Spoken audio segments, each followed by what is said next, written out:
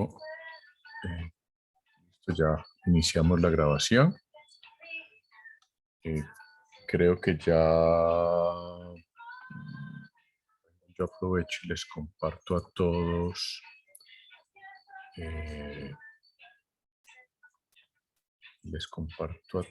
el enlace donde estoy subiendo las grabaciones.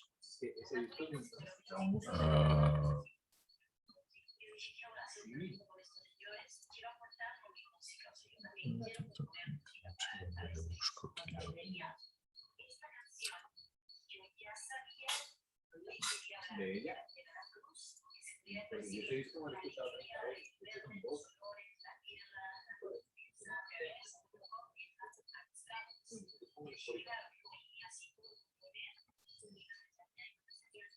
por este tipo de videos, yo tengo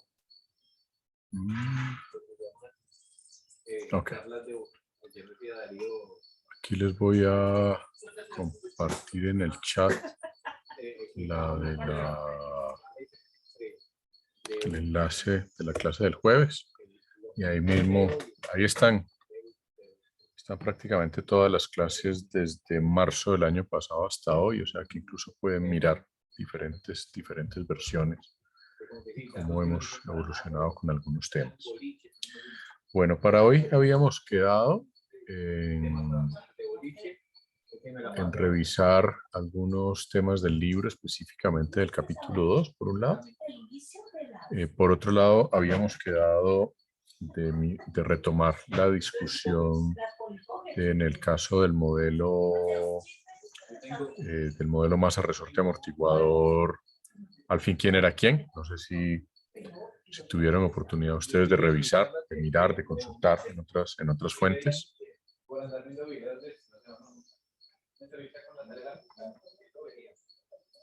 ¿Alguno de pronto lo hizo?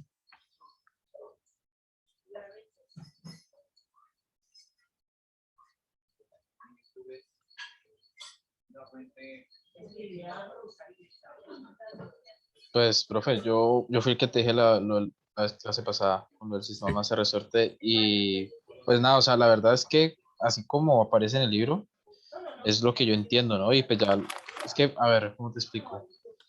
Una analogía, eso precisamente estoy buscando porque digamos, no aparece como tal. O sea, en el libro sí aparece la analogía directa, digamos, la constante de resorte con, ya te digo, no, la constante de resorte con la capacitancia recíproca y así, pero pues en el libro no hay una justificación. Mientras que si tú lo buscas independiente en Google, por ejemplo, tú buscas resistencia e inductancia. Pues digamos, yo quiero, por ejemplo, quiero saber, primero yo quiero saber la analogía con la masa y la inductancia. Entonces, si uno lo busca así, sí aparece. O sea, si uno busca uno por uno, sí aparece. Pero no he podido encontrar la analogía completa del sistema. O sea, pues eso es lo que ando buscando. Cuando vos decís del libro, es el libro que estamos siguiendo, el de Fundamentos de Señales y Sistemas. No, profe, uno de ecuaciones diferenciales. Al de ecuaciones diferenciales. Correcto, sí, señor. Y sí, pues yo me estaba guiando con ese libro. ¿Y revisaste de pronto lo que hay aquí en el libro que estamos siguiendo? Pero yo vi cuando hablan ahí desde los circuitos. Te perdí, Kevin. Un momentico, miro. ¿Ahí me escuchas, profe? Sí, ahora sí. Sí. Algo hablaban similar, pero del circuito de RLC en el 1.4, donde dicen ejemplos de sistemas. Bueno, la cosa es que aquí hay un circuito RC, ¿no? Aquí todavía no me hablan de RLC. Hablan del sistema masa resorte, pero no muestran una analogía. Obviamente, pues está la ecuación, ¿no? La ecuación diferencial, pero no, la analogía con el sistema resorte y el sistema eléctrico no la encuentro.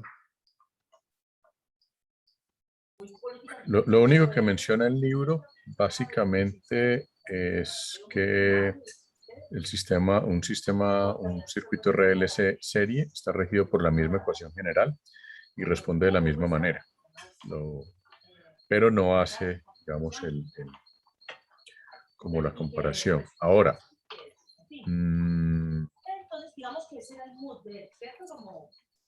no sé si alguien más logró indagar alguna otra cosa al respecto.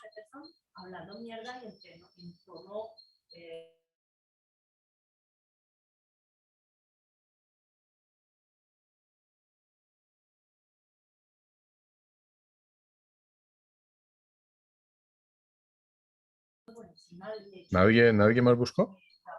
No, profe, yo he tenido unos problemitas con el MATLAB y pues estaba en Ya. eso. Bueno, ya que mencionaste MATLAB, precisamente les iba a hacer la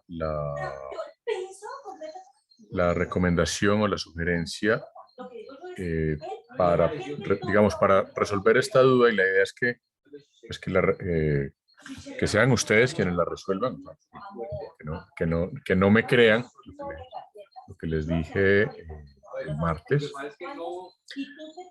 que miren tanto en la aplicación de masa resorte amortiguador que yo les mostré en MATLAB, como en la otra aplicación que les mostré el martes de filtros y demás, donde uno de los ejemplos que hay es el sistema RLC y están descritas las ecuaciones y demás. Ustedes allí pueden hacer una comparación y sobre todo mírenlo desde el punto de vista de las respuestas del sistema. De tal manera que ustedes lo que pueden hacer, y el MATLAB les permite eso, es poner en cero alguna de las variables, o la constante del resorte, o la masa y demás, y mirar qué pasa. Que en ese momento lo que están haciendo es cambiando el sistema de un sistema de segundo orden a un sistema de primer orden. Y cuando ustedes, digamos, ponen en cero una de esos valores, es como si eliminaran o el resorte o el condensador o lo que sea que estén poniendo en cero. Entonces, ustedes de esa forma pueden ir haciendo el experimento y mirando claramente la analogía. Es decir, ¿qué pasa si quito el condensador y quito el resorte, por ejemplo? Y miro a ver si la respuesta es igual o no es igual. Y entonces eso ya me va dando pistas de realmente cuál es cuál. La otra opción pues es buscar en otros libros de texto. Hay varios libros de texto, mejor dicho, en muchos libros de texto de señales y sistemas, y los que están en la bibliografía del curso también tratan este problema, y es porque es una comparación clásica. Tal vez el libro donde está como más explícito el tema es el libro de Zimmer y Tranter. Lo que pasa es que es en una edición vieja. Creo que en la edición que hay actualmente en la universidad no está tan claramente explicado, pero por ejemplo el libro de Hiking o el libro de Roberts pues lo explica, y esos libros pues los pueden consultar en la biblioteca y mirar. En la biblioteca hay varios libros de señales y sistemas que ustedes donde pueden revisar este tema, que me gustaría que no lo dejemos así, sino que pues ustedes le den una revisada al tema. ¿Vale? Porque me parece a mí que es les ayuda mucho a entender pues, todo este concepto de sistemas y sobre todo el modelado con ecuaciones diferenciales de estos sistemas. Y pues mirar de pronto por qué en el libro de ecuaciones diferenciales lo analizan de pronto un poco diferente, ¿sí? Porque eso a mí me parece pues, curioso, que digamos que la interpretación que se hace desde el punto de vista del libro de ecuaciones diferenciales sea diferente a la que normalmente se hace en los libros de señales y sistemas. Nos podría dar lugar a una discusión bien interesante, si les parece. Listo, profe. Bien, el segundo tema era entonces, pues la parte del capítulo 2, que dijimos que intentaran leer por lo menos hasta la parte, por lo menos hasta la sección 2. 2.2, si no me falla la memoria. No sé cómo les fue con eso. ¿Alguien me puede comentar cómo les fue? Si les surgió alguna duda, hasta dónde llegaron.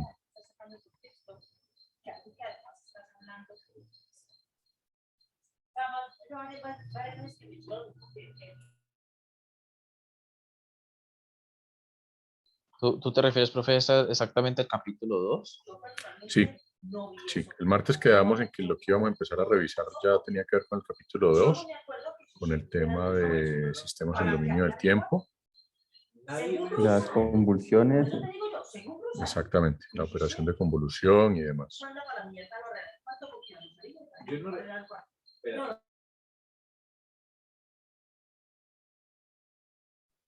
pues yo pude leer como la primera parte del capítulo 2, de las dos partes que mencionaste. Me parece como que todavía es algo abstracto, pues entiendo, por lo menos también como que el retazo no es tan amplio cuando es, por ejemplo, la exponencial, pero pues igualmente sigue siendo como un poco abstracto. ¿Hasta dónde llegaste? Ya te digo, sino que el computador está muy lento hoy.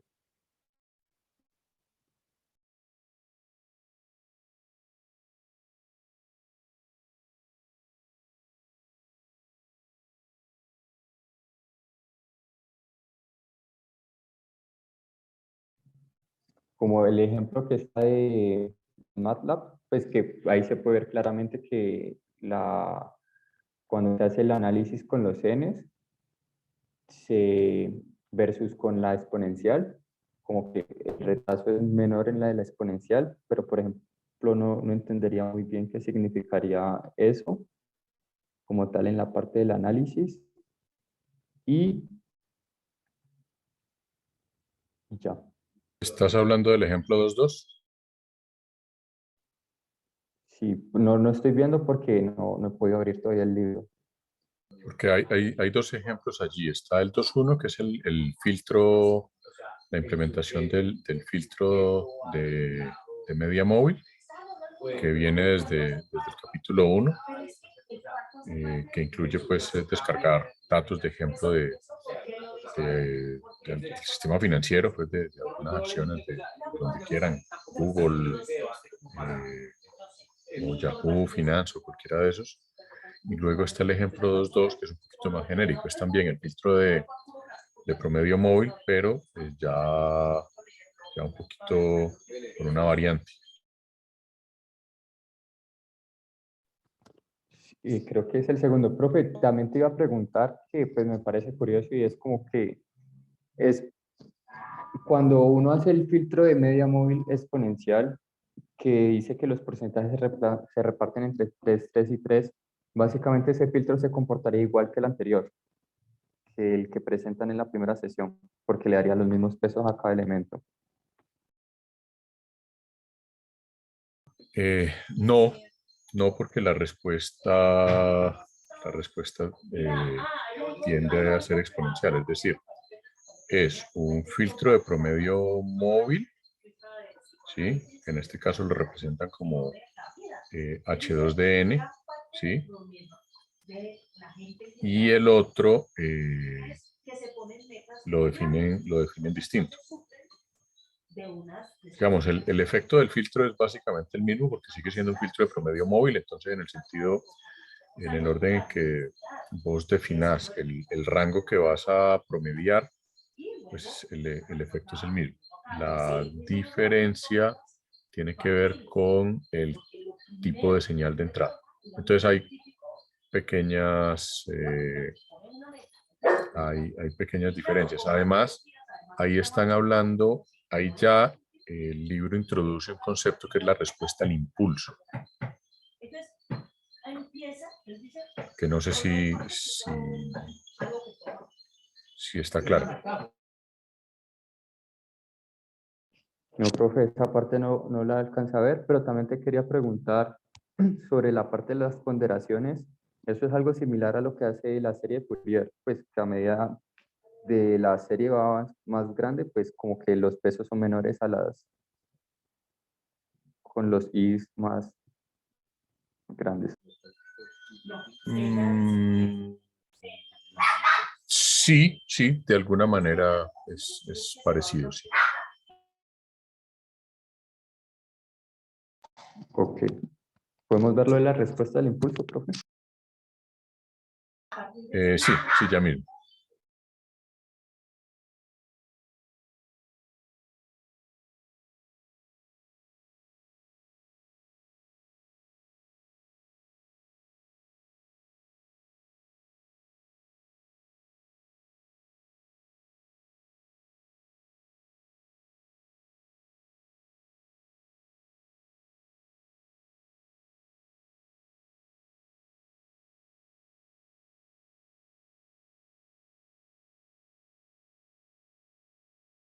No, fíjense que aquí lo que están haciendo es definiendo un tipo de sistemas con una característica particular, de tal manera que la salida Y de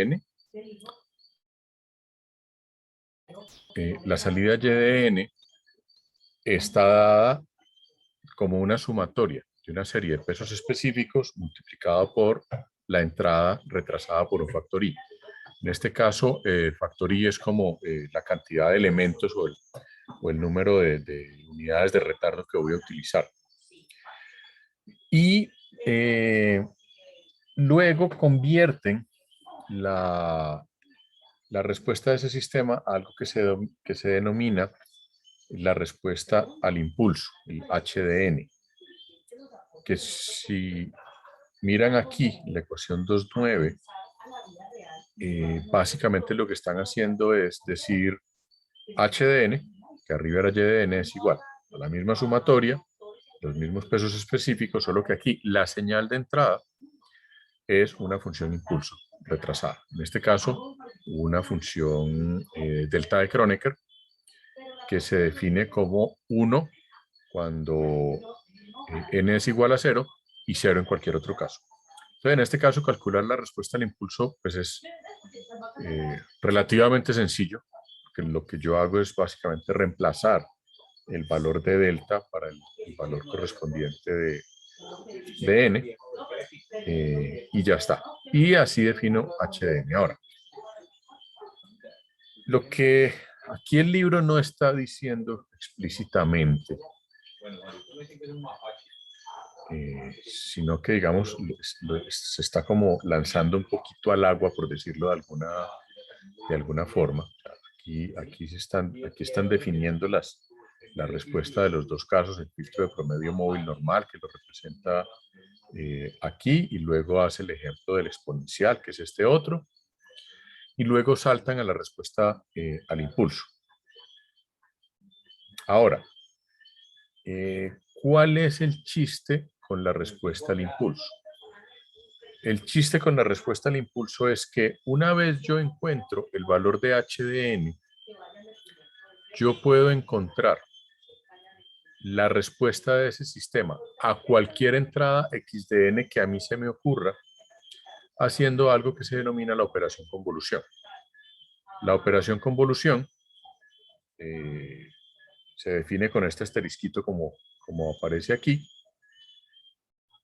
y está definida en sistemas discretos o en tiempo discreto de esta forma, como las sumatorias de igual a 0 hasta n de h de i por x de n menos i.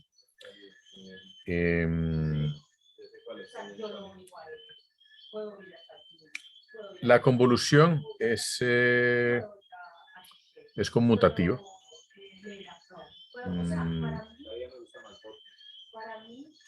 Pero fíjense en un detalle aquí, y es que i va desde 0 hasta n, de tal manera que lo que yo estoy haciendo con este n menos i, lo que pasa es que aquí lo están presentando de una forma un poquito confusa.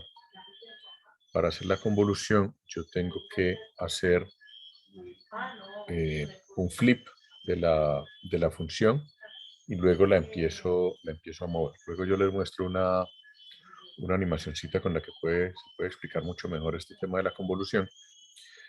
Pero por ahora dejémoslo en que si yo conozco la respuesta al impulso HDN, haciendo la operación convolución o cualquier señal de entrada, yo voy a encontrar básicamente el valor de la señal de salida, que es esta ecuación 2.11 que aparece aquí. Ahora, aquí en este libro lo hacen de esta forma, HDN convolucionado por X de n. En la mayoría de los libros de texto se suele expresar por convención X de n convolucionado con H de n. Se suele poner primero la señal de entrada, luego la respuesta al impulso. Eso, como les digo, da igual porque la convolución es conmutativa y luego vamos a ver las propiedades de la convolución.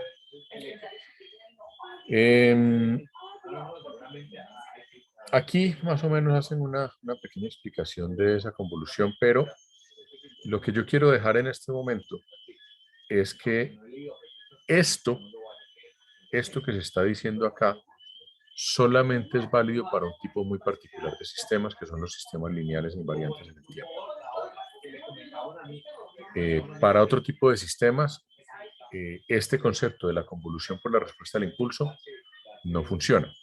Ahora, yo igual puedo encontrar la respuesta al impulso del sistema, solo que, digamos, esta regla general de decir que la respuesta del sistema va a ser la señal de entrada convolucionada por la respuesta al impulso, solo aplica y solo es válido para sistemas lineales e invariantes en el tiempo. Eso es lo que hay que tener muy, muy presente. Y eso no lo están diciendo todavía en el libro. Es, digamos, por la metodología que utiliza el libro, lo hacen así. Lo dicen más adelante. Pero para que lo tengan en cuenta. Profe, dice que la convolución, qué pena, dice la Señor, convolución solo son para sistemas lineales invariantes en el tiempo, ¿cierto? la regla mejor dicho, esta ecuación 2.11 que me dice que la salida del sistema es igual a la entrada convolucionada por la respuesta al impulso, solamente es válida para sistemas lineales e invariantes en el tiempo. Ok. Y en otros casos, o sea, cuando el sistema no cumple con esas propiedades, pues hay que buscar otras formas de encontrar la salida del sistema que pueden ser un poco más, más engorrosas. En general, digamos, el procedimiento para encontrar la salida de un sistema no es muy complicado, pero pues si el sistema no es lineal ni invariante en el tiempo, pues tengo que buscar, digamos, una forma un poco más elaborada para encontrar la salida del sistema ante una determinada señal de entrada. No aplicaría pues la ecuación 2.11 que muestra aquí el libro. No sé si alguien más logró avanzar un poco más en el libro o en la lectura. ¿Alguien de pronto logró ir un poquito más allá? No obstante, igual creo yo, exactamente, igual, yo me siento a escuchar, a pesar de que sea con bueno, ustedes aquí pueden ver unos ejemplos en MATLAB de cómo se utiliza el comando de convolución, cómo se calcula la respuesta de salida con algunos ejemplos de MATLAB. En fin, les recomiendo pues que le peguen una miradita a esto. Hay digamos, un ejemplo chévere aquí cuando son sistemas no causales, pero pues simplemente les recomiendo que le peguen una miradita para que lo podamos ir discutiendo pues, con un poquito más de calma.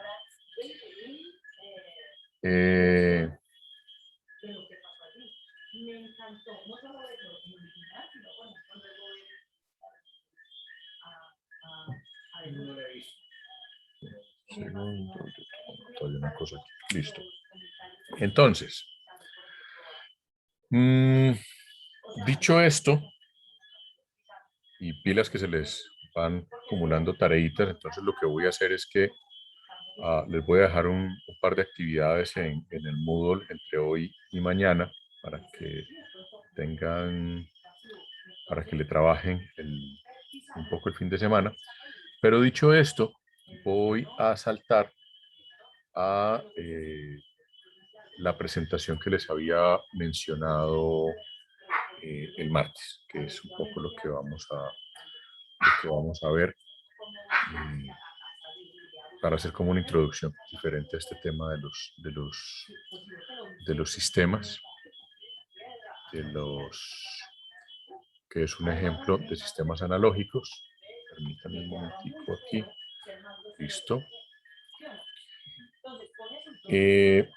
Quiero usar este ejemplo para dos cosas. Luego hablamos ya de cómo aplicaría pues todo el tema de convolución y demás en algunos de estos casos. Los sistemas de video antiguos, antes de que existiera Netflix, Amazon Prime, YouTube, etcétera, utilizaban una cinta magnética, así como los sistemas de audio. Si ustedes buscan por ahí en Google, van a encontrar ejemplos de cintas de audio mucho antes de que existiera el MP3. Si tenemos oportunidad, pues podemos charlar un poquito de cómo es el salto de estos sistemas continuos o analógicos a los sistemas digitales actuales y a los sistemas de compresión de video, por ejemplo, que utilizamos hoy en día en televisión digital, en YouTube y en los modernos sistemas de video, sistemas de compresión como el MPEG-4 o el MPEG-5, por ejemplo, que son los que utilizamos hoy en día. Entonces, anteriormente, la información se almacenaba de manera analógica y se leía de manera analógica. Y había una regla, o hay una regla, que pues, no la voy a entrar a analizar en detalle aquí hoy, pero hay una, dependiendo de la densidad de la densidad de la cinta magnética, o sea, dependiendo de la cantidad de material magnético que tiene la cinta por unidad de área y dependiendo del gap magnético de los cabezales del sistema, hay una relación entre la velocidad de la cinta con respecto al cabezal y el ancho de banda de la señal que se va a grabar. Pues como estamos hablando de una señal de video, el ancho de banda es grande, mucho más grande que una señal de audio. Ahorita vemos cómo es el ancho de banda de la señal de video. Y para poder garantizar esa velocidad relativa, que es bastante alta, en su momento había como dos opciones. Una, seguir haciendo lo que se hacía con las cintas de audio, que era un cabezal fijo, y la cinta se movía a una cierta velocidad. Hacer eso en una cinta de video pues implicaba mover muy rápidamente la cinta y por lo tanto pues las cintas iban a ser gigantescas, iban a tener muchísimos metros de largo. Entonces a alguien se le ocurrió la idea de utilizar velocidad relativa y entonces lo que hicieron fue poner a girar el cabezal de video. En los sistemas de video antiguos, llámese Betamax, VHS o incluso en los profesionales, Videocam y similares, lo que se tenía era un cabezal de video giratorio, de tal manera que la cinta iba a una velocidad relativamente lenta, pero con la velocidad de giro del cabezal pues lograba la velocidad relativa deseada.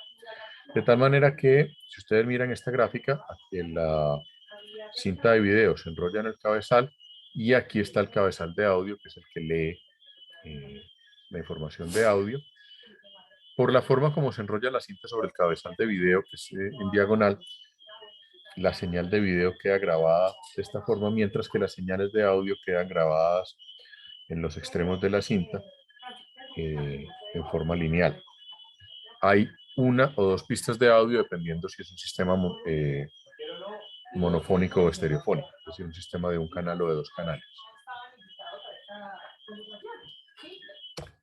Ahora, como les decía, hay una relación entre la velocidad y la frecuencia y una relación entre el tamaño del cabezal la velocidad relativa.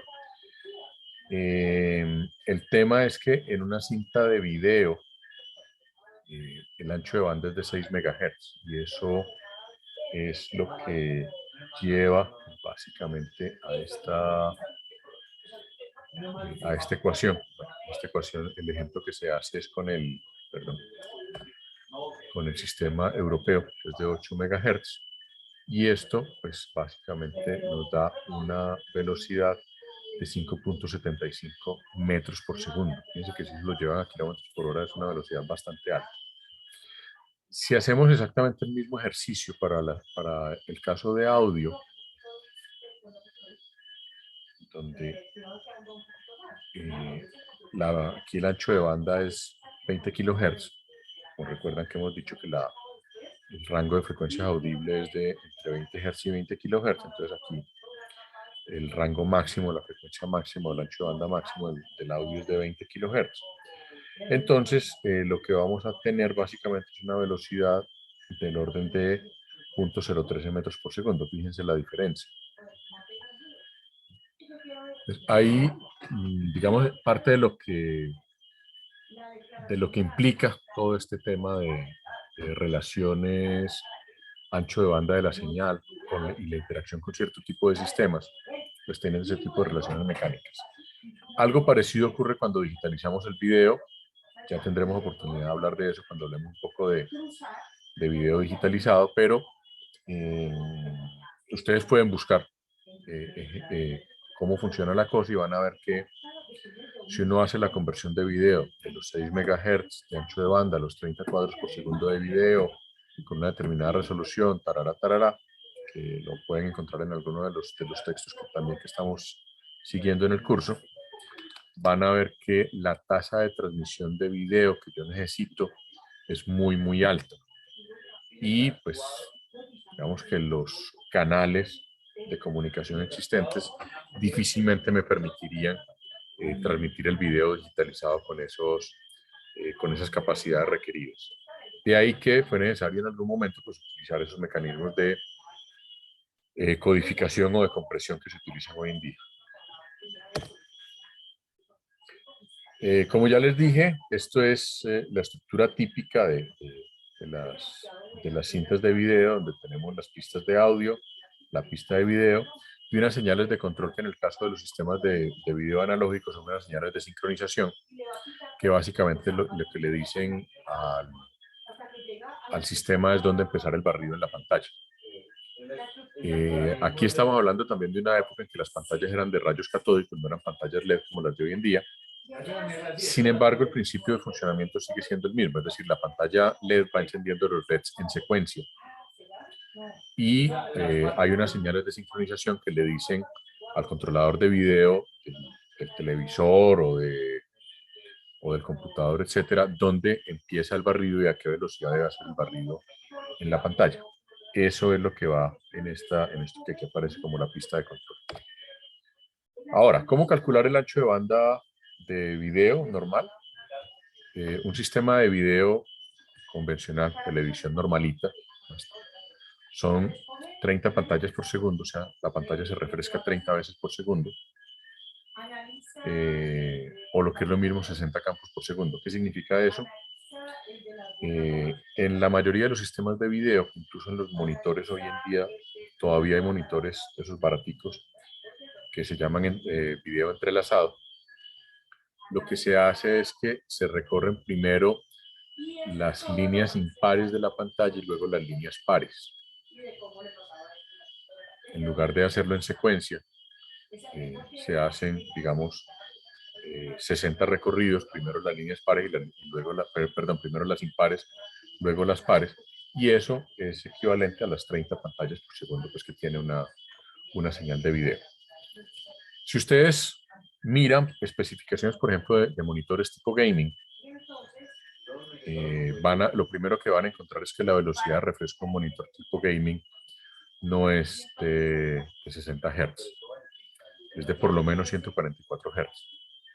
Pero también, si pueden buscar en cualquiera de estas páginas medio técnicas, en Sataka o incluso pues, la página de al costo, especificaciones de monitores tipo gaming, y van a encontrar la diferencia. Y si comparan una pantalla de video estándar, de la que utilizamos normalmente en la casa, con una pantalla tipo gaming, pues también van a encontrar la diferencia de precio.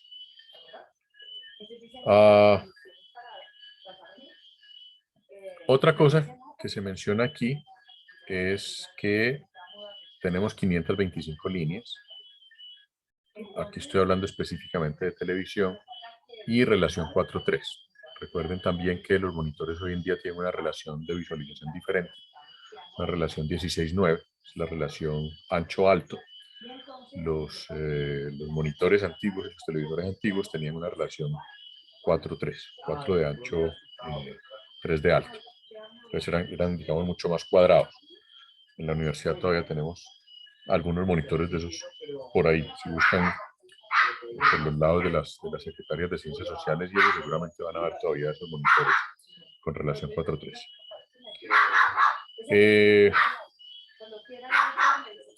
Entonces el cálculo es este. Tenemos 262.5 líneas por campo, multiplicado por 60 campos por segundo. Esto me da 15.750 líneas por segundo.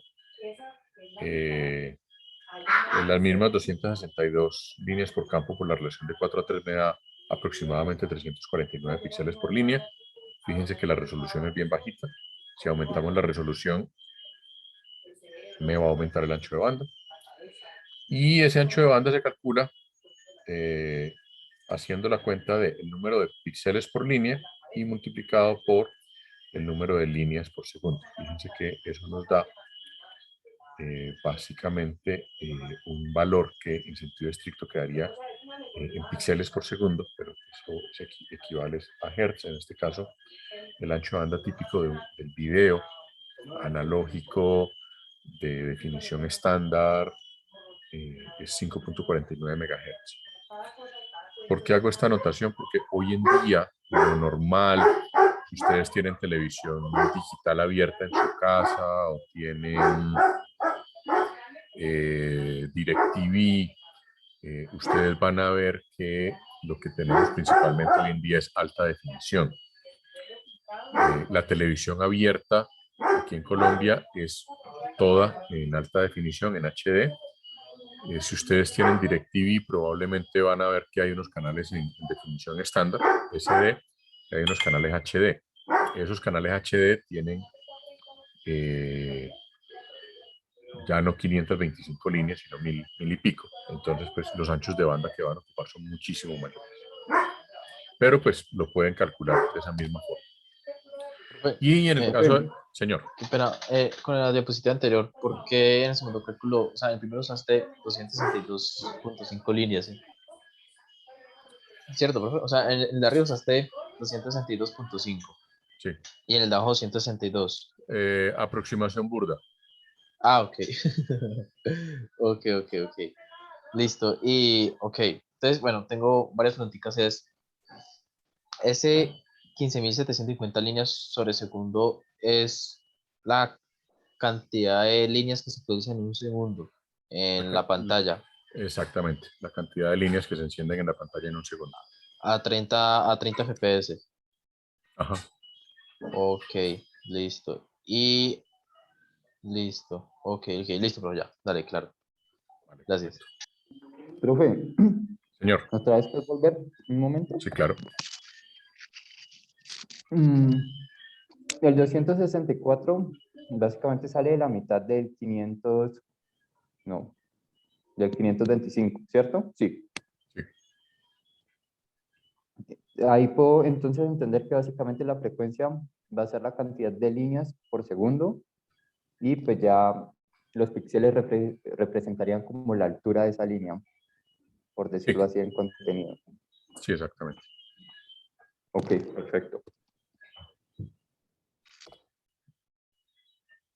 Fíjense que en el caso de la relación 16:9, el valor de píxeles por línea cambia, porque la pantalla es mucho más ancha.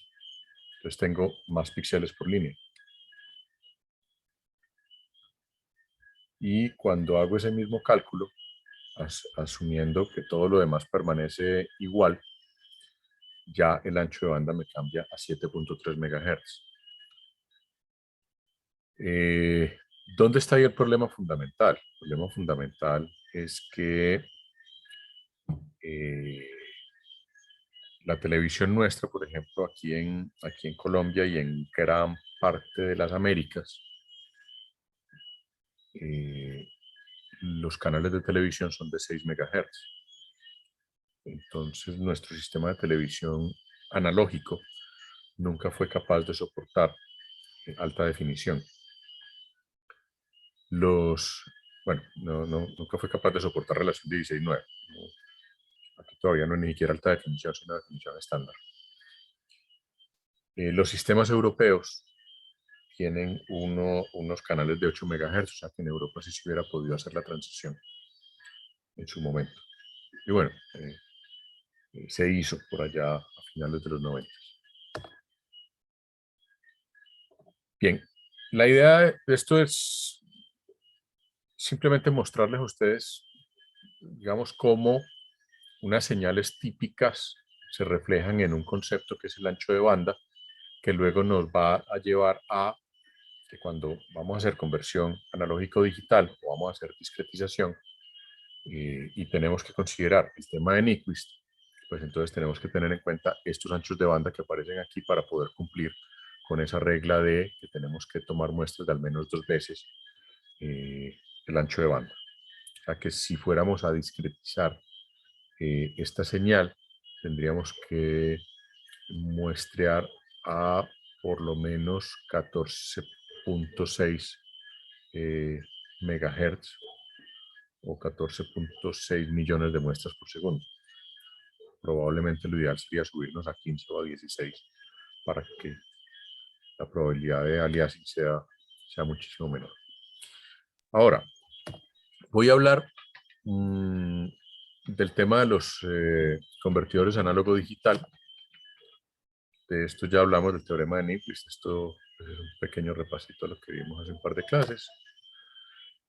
Pero yo les decía, mire, teóricamente aquí utilizamos la función delta Dirac. La función delta Dirac tiene una característica particular que es que tiene duración cero, que en la práctica no es posible. Entonces, en el mundo real, lo que se hace es una cosa que se llama un circuito de sample and hold. El circuito de sample and hold lo que tiene es unos pulsos con una duración que es pequeña, pero mayor a cero, y un periodo de tiempo que se llama hold.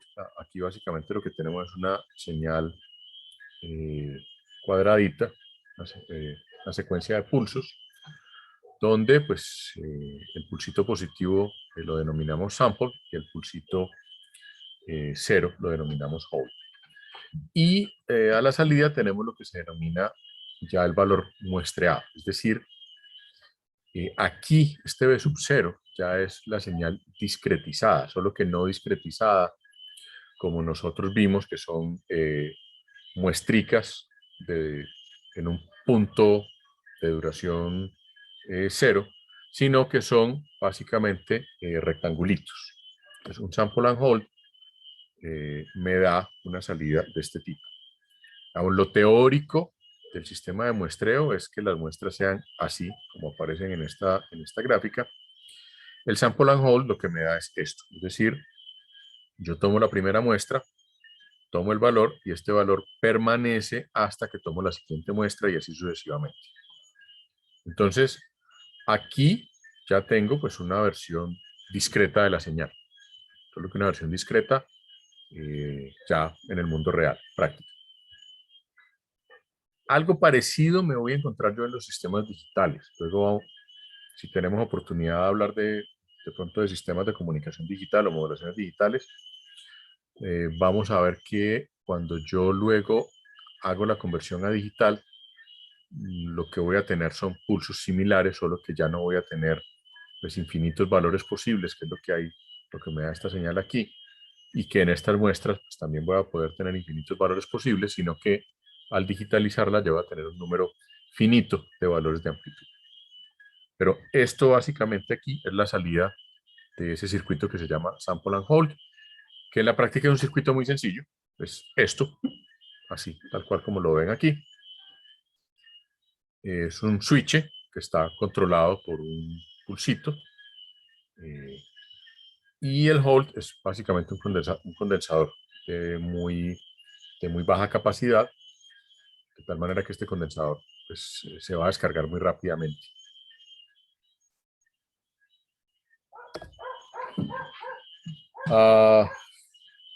Esta es ya una implementación de un circuito de sample and hold utilizando algo de electrónica. Estos triangulitos que aparecen acá se llaman amplificadores operacionales. En este caso, la señal entra por aquí, al amplificador operacional. Esto está configurado en un modo que se llama el amplificador seguidor. En el Moodle, si ustedes quieren, hay un documento bastante extenso sobre amplificadores operacionales.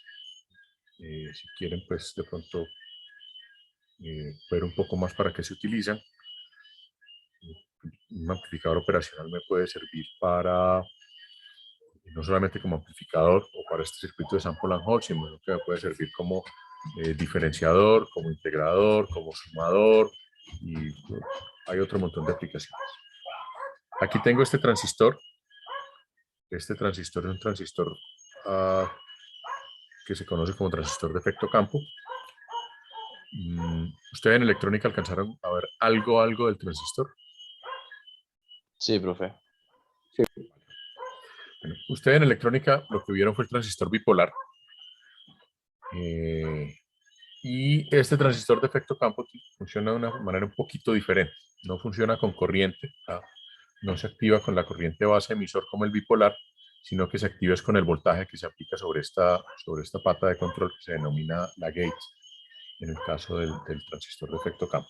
Entonces aquí se aplica el voltaje y este transistor lo que hace es que se enciende y se apaga, controlado por esta secuencia de pulsos que se ponen aquí en este pin del transistor.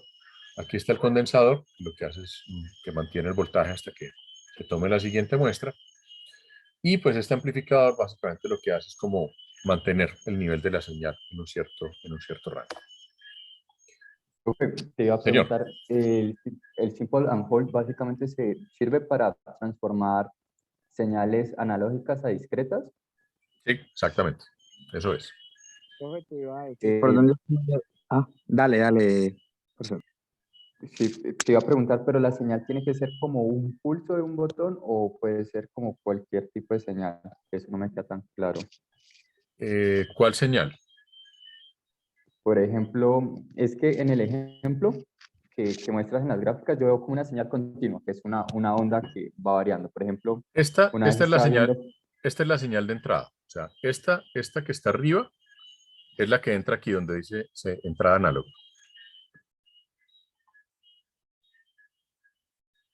ok, ya lo que determinaríamos sería como la frecuencia de muestreo para poder determinar como el ancho de esas barras.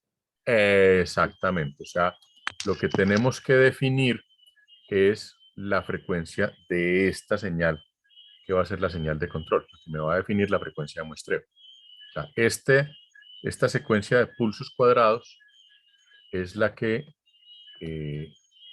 pongo aquí en este control, y la frecuencia de esa señal es la que me va a determinar la tasa de muestreo, la frecuencia de muestreo.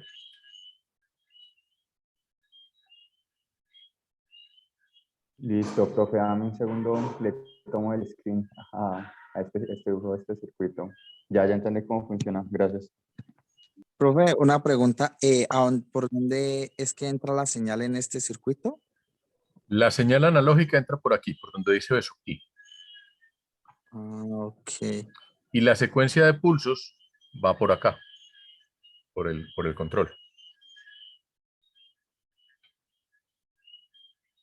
Listo, profe, vale, gracias.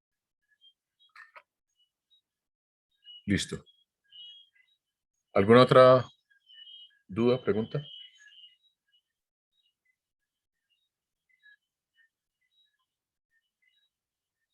Ok. Bueno, luego de esto, de este proceso de sample and hold, donde tengo la señal discreta, el siguiente paso es convertir esa señal discreta en una señal digital, o sea, en unos y ceros.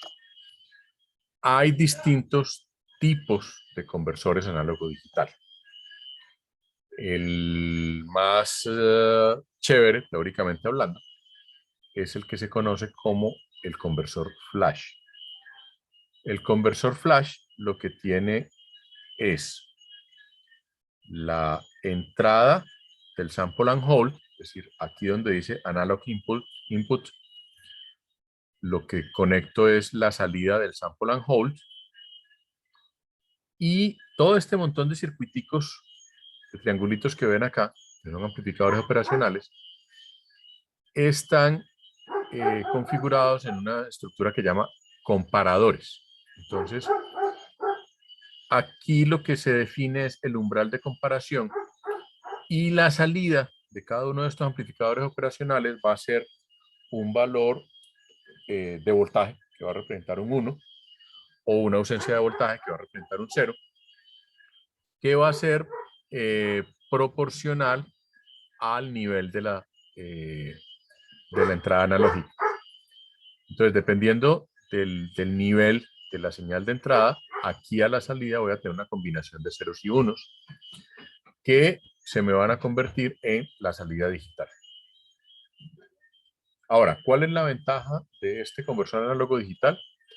Que el proceso de conversión es prácticamente inmediato. O sea, lo que se demora en entregar la salida digital a este señor es básicamente, digamos, el retardo que tiene la electrónica de estos circuitos que hay aquí, que suele ser de unos pocos nanosegundos.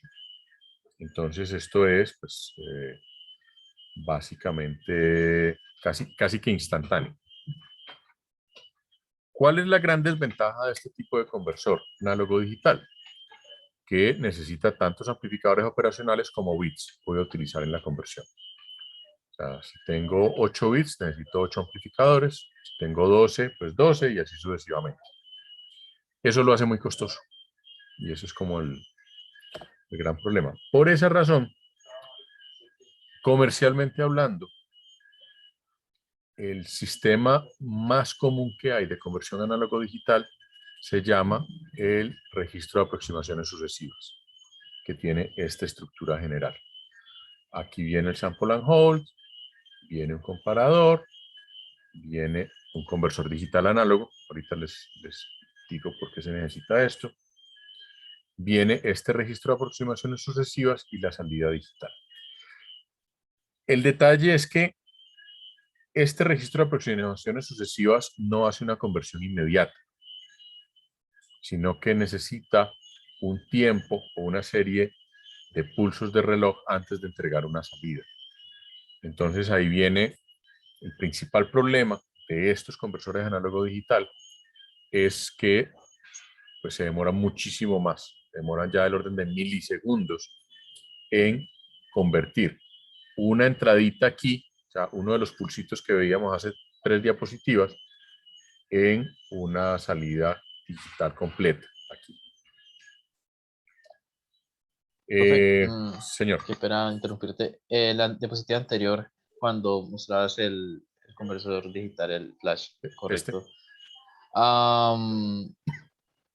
¿Ahí las fórmulas en qué están difiriendo? O sea, que arriba tienes 2 a la n-1, luego sigues 2 a la n-2 y así. ¿Esas fórmulas qué dicen? Lo que definen estas fórmulas es el umbral específico de acuerdo al número de amplificadores que tengo, o sea, el número de bits que voy a utilizar, y a la frecuencia de muestreo.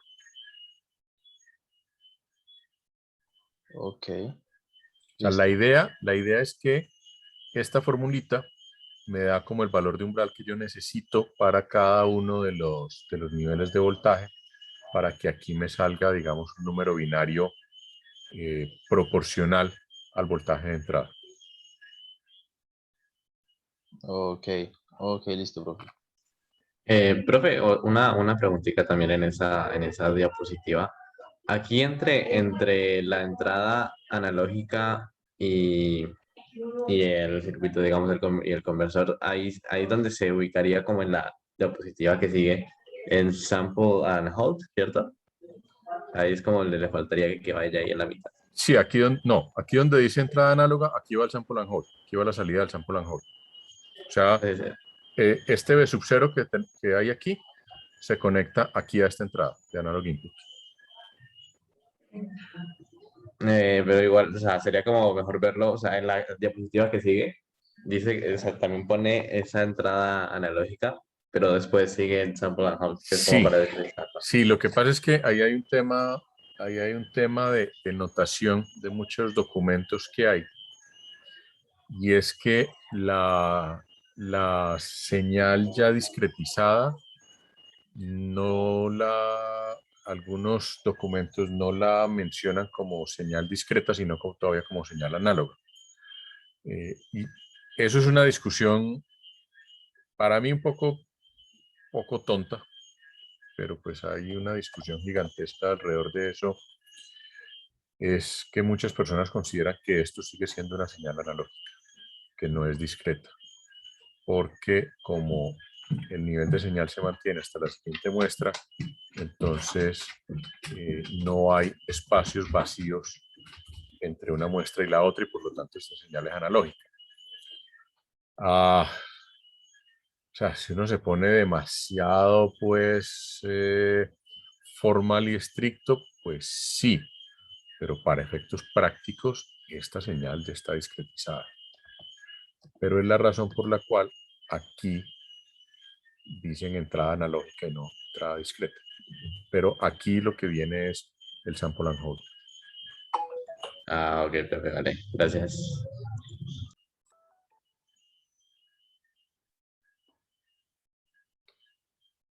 Bueno, entonces estábamos en que aquí viene una cosa que se llama el registro de aproximaciones sucesivas. Esto es una implementación, esto es sacado de una ficha técnica de un fabricante. O sea, esto es básicamente cómo funciona comercialmente hablando. Aquí hay un detalle muy importante, y es esto. Aquí lo llaman DOM. En algunos circuitos comerciales lo llaman EOC, que es End of Conversion.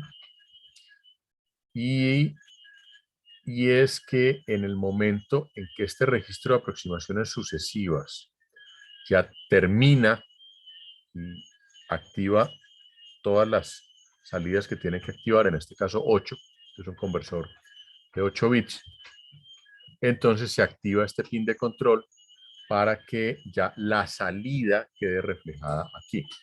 Eso tiene un detalle que cuando uno arma, digamos, circuitos con Arduino y cosas por el estilo, tiene que tener en cuenta, y es que hay un instante de tiempo en el cual los valores de salida que hay aquí no son válidos. Lo que hacen algunos dispositivos es que simplemente desconectan las salidas, dejan esto sin voltaje, sin ningún voltaje a la salida, y solamente cuando se activa esta señal de control ponen el valor binario en la salida. Hay algunos dispositivos que no lo hacen así, simplemente dejan un valor inválido en el intermedio, lo cual puede generar a uno problemas cuando uno conecta esto pues a otro tipo de sistemas, de circuitos y cosas por el estilo, o cuando está haciendo un programita, por ejemplo, para el Arduino. Hay que tener cuidado en que esta lectura solamente es válida cuando se activa este pin de control. Como les digo, esto es, digamos, un diagrama de bloques de un circuito comercial, creo que es un 0809, si no me falla la memoria. La idea, básicamente, del registro de aproximaciones sucesivas es que el registro de aproximaciones sucesivas va generando valores binarios, y por eso este conversor digital análogo, porque él va generando valores binarios, y el conversor digital análogo lo que va mostrando es en qué momento ese valor que genera el registro de aproximaciones sucesivas se parece al valor real, y en ese momento entonces me da una salida válida. Por eso se llama registro de aproximaciones sucesivas, porque lo que va haciendo el registro es que va generando valores hasta que llega al que coincide con la señal análoga de entrada. Y eso es lo que hace que el sistema se demore un tiempo relativamente grande, si lo comparamos con el flash, en entregarme la salida digital, la salida binaria.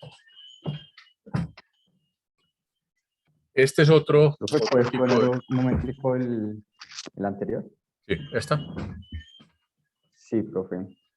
Básicamente lo que eso era lo que te iba a preguntar. Como veo que sube y baja, él va generando como una señal paralela, por decirlo así, en donde Sí. como concuerdan, la pasa. Sí. Fíjate que aquí, en este conversor digital análogo, las entradas son las mismas salidas del registro de aproximaciones sucesivas y la salida se realimenta a este comparador. Entonces, este comparador es el que le dice, aquí listo, ya la salida de este señor ya se me parece a la entrada. Ya son casi iguales. Y en ese momento, entonces, se activa este fin de conversión. En ese momento le está diciendo, venga, la combinación de bits que usted tiene aquí ya se parece a esta entrada. Entonces, ahora sí, póngale la salida. Eso es básicamente ese proceso que aparece aquí gráficamente. Sabes que cuando uno está censando por medio de eso, normalmente pues esa otra señal que está ahí no interfiere en nada, No, ¿cierto? no, porque es un proceso interno del circuito que lo hace este Que la comparador. O otra sea, vez, para uno básicamente, uno lo que ve es este pin de entrada y a la salida, en algunos conversores análogo digital, hay un pin de control que es el EOC o el final de conversión. Entonces, uno como usuario solamente tiene el pin de entrada, la salida binaria y el final de conversión. Uno no interactúa con ninguna de estas componentes de adentro. ok, entonces es que la otra vez estaba haciendo un proyecto que tenía un sensor de caudal, pero por ejemplo me quedaba como con unas señales ahí fantasmas. Podría ser que no tuviese el pin de control. Entonces podrían pasar valores. Sí, valores raritos. Porque no tenía el pin de control o porque no estaba conectado al pin de control. Listo. Gracias. Bueno, el otro tipo de conversor se llama Sigma Delta. Se llama Sigma Delta por un esquema de modulación que funciona igual. O sea, básicamente esto que hay aquí es un modulador Sigma Delta. Y se llama Sigma Delta porque hace un proceso de sumatoria y desplazamiento. Entonces, de ahí el nombre. Pero entonces, esto que hay aquí es básicamente un modulador digital de tipo Sigma Delta, donde tenemos un conversor digital analógico también de un bit que va a este sumador, que este sumador lo que hace es generar aquí una señal de error que vuelve y juega. En ese sentido es parecido al anterior, porque aquí lo que estamos haciendo es restando. Entonces, lo que tengo aquí a la salida es una señal de error, que cuando está cercano a cero, es porque ya se logró hacer la conversión, se pasa a este comparador y ya se da la salida. Y entonces aquí es un proceso, digamos, de aproximación, básicamente, y ya tengo la salida digital. Este Sigma Delta no es tan común. Se utiliza en algunos sistemas de comunicaciones, sobre todo en algunos sistemas de voz, de digitalización de voz, y en algunos de video, en algunos sistemas viejos de video, pero pues no es tan popular. Digamos, lo más común, comercialmente hablando, es el de aproximaciones sucesivas. Este es el diagrama electrónico de ese sigma delta. Aquí, como les decía, el tema con con los amplificadores operacionales es que yo los puedo utilizar como integradores, que es esta configuración resistencia condensador que tengo acá,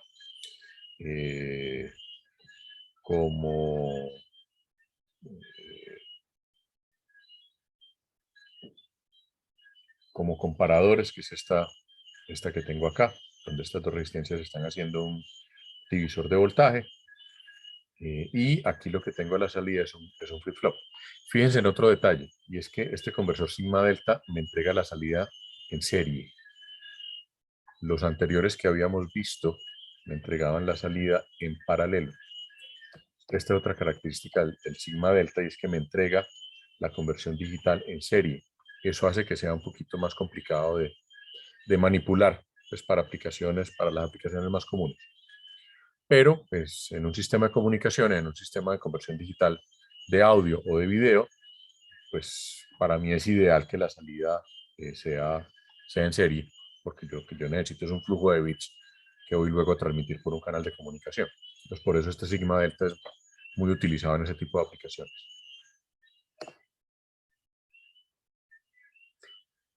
Bien, ahora, hemos hablado de que en muchas de estas aplicaciones hay conversores digital análogo, y en el caso de los conversores digital análogo, casi que el conversor, aquí ya no hablamos de distintos tipos de conversor digital análogo. Teóricamente existen varios, pero en la práctica este es el que todo mundo utiliza. Se llama la red R2R. El principio de funcionamiento es una combinación de resistencias con una relación R2R que llegan a un comparador, a un seguidor, a un circuito seguidor. Y lo que se hace es, hay un voltaje de referencia, que es un voltaje de comparación, que es de acuerdo, digamos, a las características de la señal analógica que voy a recuperar. Y aquí tenemos el bit de menor peso y el bit de mayor peso. Básicamente, cuando el bit de menor peso está en 1, pues este switchecito está para este lado, y si está en 0, pues este switchecito va para este lado. Realmente, pues lo que tengo es una entrada 1, 0, es lo que estoy representando aquí con estos switchecitos. Y digamos el valor de voltaje que me implica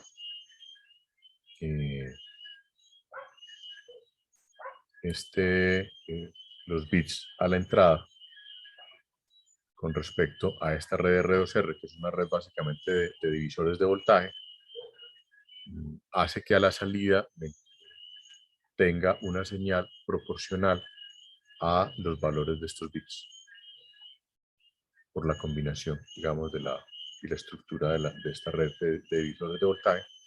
Pues es un sistema muy sencillo, que lo que hace es que me entrega un voltaje proporcional a la combinación de bits que tengo a la entrada, donde cuando todos los bits están en 1 tengo el máximo voltaje posible, y cuando todos están en 0 pues tengo el mínimo voltaje posible, y ya está.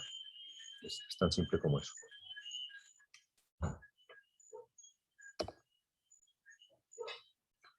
Hay una variante de conversor digital análogo que es también con un sigma delta, igual, también muy utilizado en sistemas de comunicaciones,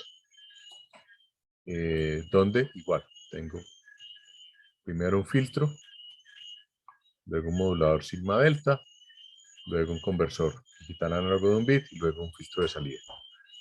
Este es un sistema muchísimo más elaborado que vuelve y juega, funciona sobre todo en sistemas de comunicación de voz y de video. Bien. Básicamente con esto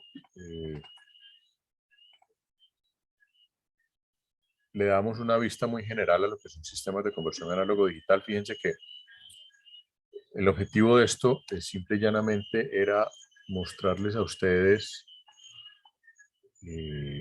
pues, lo que es la diferencia entre la teoría del sistema de muestreo NICS y demás, y cómo se hace en la práctica.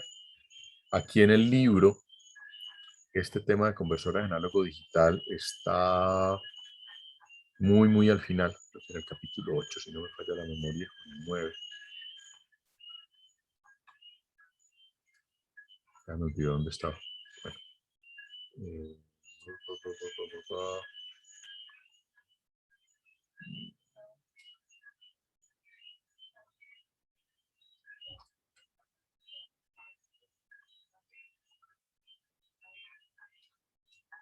Creo que estaba en el 8, si no me falla la memoria. Esto es... en el 10. Pero si ustedes quieren indagar un poquito más sobre este tema, seguramente lo más probable es que el libro de electrónica digital debe tener un capítulo al respecto. La mayoría de los libros de electrónica digital suelen tener un capítulo sobre conversores análogo digital, digital análogo. Creo que eso ya no se ve en el curso de electrónica digital, pero casi con seguridad el libro que están siguiendo lo debe tener. Por lo menos el de Morris Mano con absoluta seguridad lo tiene. No sé el otro.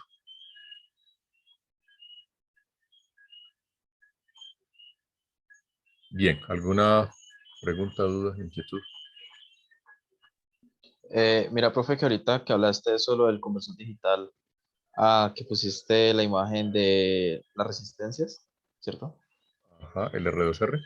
Exacto. Este. Mira que sí, mira que este, si no estoy mal, también lo implementa el Arduino, porque en el colegio yo hice un proyecto de electrónica, entonces, bueno, pues ahí como para explicarle a los demás, voy a rayar un momentico. Vale. Bueno, yo creo que aquí todos saben que es un selector, o bueno, un selector es prácticamente una perillita que ustedes la mueven y hace como un clic, ¿cierto? Entonces, no sé, pues la misma palabra lo dice, que ustedes, digamos, pueden seleccionar varias cosas, pero pues únicamente una, y pues digamos que aquí está la perillita. Entonces ustedes hacen contacto con este, con este, con este. En fin. Ah, me pareció interesante esto porque si nosotros lo pensamos como por el lado, por así decir, como análogo, pues por ejemplo, para ustedes que esta cosa, digamos, les sirva, por así decirlo, pues uno diría, no, pues tienes que conectar un cable para cada uno, ¿no? O sea, un cable para la posición 1, para la posición 2, 3, 4, 5. Pero hay una forma de conectar ese selector que era usando resistencias, que es tal cual lo que estás mostrando aquí. Entonces, pues para uno no hacer ese desperdicio de cables y de pines en el Arduino, uno lo que hacía era básicamente conectar unas resistencias, creo que eran como de 1K, creo, no me acuerdo, aquí. Y simplemente, en vez de conectar, digamos, este pin a un negativo, perdón, a un positivo, pues básicamente tu conectaje era 1. O sea que no importaba si el selector tuviera 8 posiciones o 5 posiciones, simplemente usabas una salida del Arduino. No necesitas usar las N posiciones del selector. Entonces, pues me imagino que el Arduino funciona como esto. Y pues detecta la caída de voltaje allí y pues se da cuenta en qué posición está el selector. Entonces, Internamente el microcontrolador del Arduino tiene, no me acuerdo cuántos, tiene varios conversores análogo digital y conversores digital análogo. Por eso el Arduino tiene entradas analógicas y tiene salidas analógicas. ajá. Y pues ya que mencionaste el Arduino, yo he hablado, bueno, creo que no lo he mencionado todavía, o tal vez sí, de los procesadores digitales de señal. Cuando uno habla de microprocesadores, hay como 3 grandes familias de microprocesadores. Están los microprocesadores de propósito general, que es los Intel o AMD que usamos en los computadores que tenemos, portátiles de escritorio y demás, o los ARM que vienen en los celulares o en los Mac nuevos, por ejemplo. Pero luego hay unos procesadores que son de propósito específico. Los microcontroladores son uno. Por eso cuando uno habla del Arduino habla de un microcontrolador la diferencia fundamental del microcontrolador con respecto a un procesador de propósito general es que el microcontrolador trae conversores análogo digital y cosas de ese estilo que me permiten interactuar con dispositivos muy particulares. Entonces tiene entradas analógicas, tiene entradas digitales, tiene salidas analógicas, porque son microprocesadores pensados para tareas de control. Yo puedo hacer lo mismo con un Intel, claro. Lo que pasa es que el microcontrolador del Arduino tiene ya todo eso integrado. Con un Intel pues me toca armar la circuitería exterior para poder hacer una conversión análogo digital, por ejemplo. Y los procesadores digitales de señal, que son los que tienen que ver muchísimo con este curso en el que estamos, son básicamente unos cacharros diseñados para hacer operaciones de convolución. Es decir, tienen dentro de su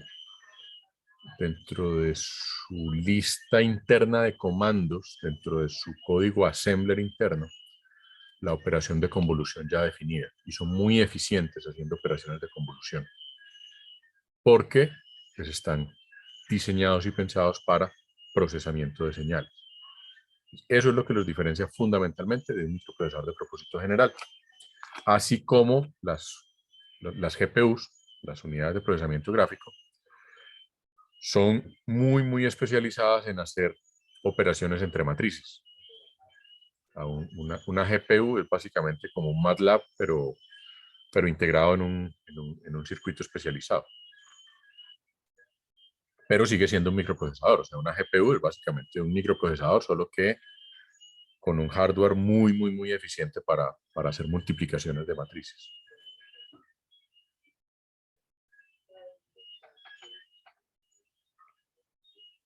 Ese tipo de cosas, pues ya tendremos oportunidad de pronto de hacer algo más adelante. No sé si en este curso alcanzamos a hacer algo con GNU Radio. Voy a tratar de que sí, y ojalá que lo podamos hacer de forma presencial, porque ahí pues vamos a utilizar algo de procesadores de señal, de DSPs, y algo de pues, otro tipo de dispositivos digitales. Bien, bueno, muchas gracias Kevin por la anotación. Como les decía entonces, ya con esto quería mostrarles simplemente como estas aplicaciones de lo que es esta parte de conversión análoga a digital, y con eso podemos continuar ya con el tema de análisis de sistemas y demás. Entonces, como les dije, les voy a dejar un par de... les voy a dejar el recorderis de las actividades que tenemos en curso ahí en el Moodle, así como una actividad, como un par de actividades relacionadas con la unidad 1 y algunas cositas ya de la unidad 2 para que ustedes vayan, sobre todo, haciendo cosas en el MATLAB. Lo que les voy a dejar es unos cuantos, para resolver unos cuantos problemas de estos que están en el libro. Y ya luego con eso sí seguimos con todo el tema de los diferentes tipos de sistemas, modelados de sistemas y demás, circuitos de primer orden, de segundo orden, que ya pues ustedes han visto algunas cosas, pero aquí pues vamos a ver un poquito como con más en detalle pues las ecuaciones. Y bueno, aquí está la diapositiva que les hablaba de las equivalencias. Esta es una tabla tomada de un libro de señales y sistemas del de Zimmer y Tranter, solo que una edición muy vieja. No es la que está en la universidad. Pues, bueno, no sé si afortunado o desafortunadamente. Y luego vamos a empezar a hablar, en el caso de sistemas discretos, de las implementaciones de lo que se conoce como ecuaciones de diferencias finitas. Eso también está descrito en el capítulo 2 y es lo que vamos a empezar a ver la semana entrante. Pues voy a dejar por hoy allí, pero pues les recomiendo que revisen juiciosamente estos temas del libro Voy a verificar porque creo que estas presentaciones están ya montadas en el Moodle, pero igual lo verifico y les mando un correíto diciendo dónde las encuentran cuando les monte también las tareitas, ¿vale? Ok, profe. Listo, profe. Gracias, profe. Listo. Eso Vale, era todo profe, por hoy gracias. entonces. Nos Listo, vemos el profe, martes. entonces Chao, profe, que estés bien. para el martes básicamente sería el capítulo 2, ¿cierto? Completarlo. Sí, completar el capítulo 2 y resolver este par de pendienticos que tenemos de las equivalencias del circuito del sistema mecánico con el sistema eléctrico. Ok, y los ejercicios que subas ahorita al muro. Exactamente. Perfecto. Listo. Tengan buen fin de semana entonces. Listo, profe, igual. Profe, igualmente. Chao, profe. Chao. Igualmente.